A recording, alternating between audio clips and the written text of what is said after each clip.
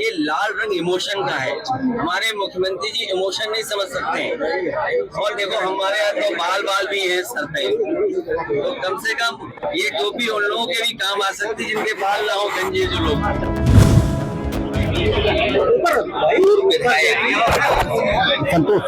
विधायक कल्याण सिंह सोनी जी की माता जी का स्वर्गवास हो गया था। आज उनके परिवार में कार्यक्रम था, उस कार्यक्रम में शामिल होने आया था। इस दुख की घड़ी में और जो कार्यक्रम माता जी के ना रहने पर संपन्न हो रहा है, उस कार्यक्रम में मैं शामिल होने आया था। ये कन्नौज क्षेत्र और इनका गांव और आसपास का क्षेत्र हम लोगों के लिए नया नहीं है। राजनीति की जब शुरुआत हुई थी, इसी क्षेत्र के लोगों से मिलकर के और इसी क्षेत्र के लोगों ने समाजवादी पार्टी को आगे बढ़ाने का काम हमेशा किया है।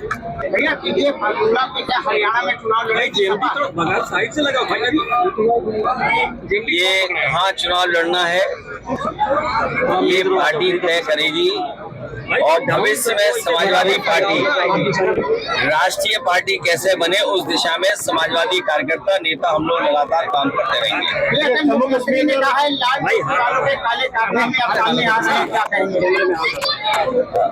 देखिए कभी कभी लोगों को सदमा लगता है। आप सब लोग जानते हो जब सदमा लग जाता है तो कुछ लोग बोलते हैं और कभी किसी के चोट लग जाए तो कुछ और बोलते हैं। जो लाल रंग है उसको समझना पड़ेगा। ये लाल रंग क्रांति का है, लाल रंग हमारे इमोशंस का है, ये लाल रंग मेल मिलाप का है।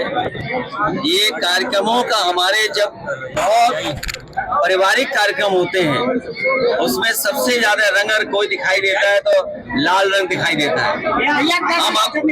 हम जब खुश होते हैं तो आप देखते होंगे हमारे चेहरे लाल हो जाते हैं, दुखी हो तो हमारे चेहरे लाल हो जाते हैं। ये लाल रंग इमोशन का है। हमारे मुख्यमंत्री जी इमोशन नहीं समझ सकते हैं। और देखो हमारे यहाँ तो बाल बाल भी हैं सर पे, तो कम से कम ये टोपी उन लोगों के भी काम आ सकती है जिनके बाल ना हो गंजे जो लोग। और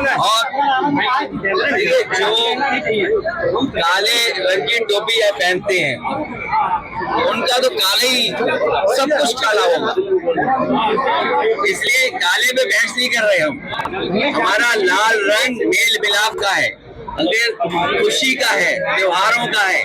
हमारी देवियों के जितने कार्यक्रम संपन्न होते हैं, दुर्गा माँ का लाल रंग, हमारे पारिवारिक कार्यक्रम होते हैं लाल रंग सबसे ज्यादा इस्तेमाल होता है। आखिरकार नाराजगी क्या है? इसीलिए मैंने कहा ये जो हार का सदमा है, जो हार की वजह से सदमे से नहीं उभर पा रहे हैं, इसलिए उन्हें हर जगह लाल लाल लाल रंग दिखाई दे रहा है। जो है वो चेंज किए गए हैं। आज अस्पतालों की हालत क्या है? आज अस्पतालों की हालत क्या है? जो अस्पताल बनाए गए थे समाजवादी सरकार में वो भी अस्पताल नहीं चला पा रहे। स्कूल की व्यवस्था ठप हो गई, बच्चों को जो फल मिलते थे वो नहीं मिल पा रहे, खाना जो स्वादिष्ट मिलना चाहिए वो नहीं मिल पा रहा है, ड्रेस नहीं, कपड़े नहीं, उनके पास पढ़ाई के लिए कोई इंतजाम नहीं। और जो महंगाई बढ़ गई है, इन्हें लाल रंग याद आ रहा है लेकिन जो महंगाई बढ़ गई उसका याद नहीं आ रहा है इनको। जो बेरोजगारी फैली उसके बारे में नहीं बोलेंगे। तो ये तमाम सवाल हैं जिन सवालों का सरकार के पास जवाब नहीं। और ये कन्नौज के लोग क्यों भूल जाते हो? इसी जिले में एक बेटी को बताओ पिता क्या चाहता था। इसी जिले में क्या एक बेटी को नहीं लटका दिया गया, जान नहीं चली गई उसकी? कोई चर्चा कर रहा है उसके बारे में? और बगल का जिला है, दो लोगों की जान गई कि हत्या की गई कि आत्महत्या कर ली। सरकार के पास क्या जवाब है? सरकार के पास कोई जवाब हो तो बताए सरकार। और यहाँ पर इसी जिले में क्या बेटी को एक फांसी पर नहीं लटका दिया गया? उसके परिवार वाले क्या संतुष्ट हैं उससे, जांच से? और केवल यही नहीं, 2 जिले नहीं, पूरे उत्तर प्रदेश में देख लो, हर दिन घटना हो रही है बेटी के ऊपर। छोटी छोटी बालिकाएं हैं, उनके साथ घटनाएं हो रही हैं। सरकार क्या कर रही है आखिरकार? सरकार इसीलिए जानबूझ करके इधर उधर वाली बात कर रही है, क्योंकि वो सरकार की जिम्मेदारी है कि सुरक्षित हमारी माताएं बहनें रहें। कोई दिन नहीं जा रहा जिस दिन चेन स्नैचिंग नहीं हो रही हो। सीसीटीवी में हम लोग देख रहे हैं, लगातार वो घटनाएं मिल रही है, सूचनाएं मिल रही है। आप देखिए पूरे उत्तर प्रदेश में जो हमारे व्यापारी हैं उनके यहाँ लूट हो रही। सुल्तानपुर में करोड़ों रुपए की लूट हो गई। सरकार क्या सो रही थी? सोचिए आप, दिन दहाड़े लूट हो गई। सीसीटीवी में कैद है, हर कैमरे में चल रहा है, हर न्यूज चैनल में चल रहा है।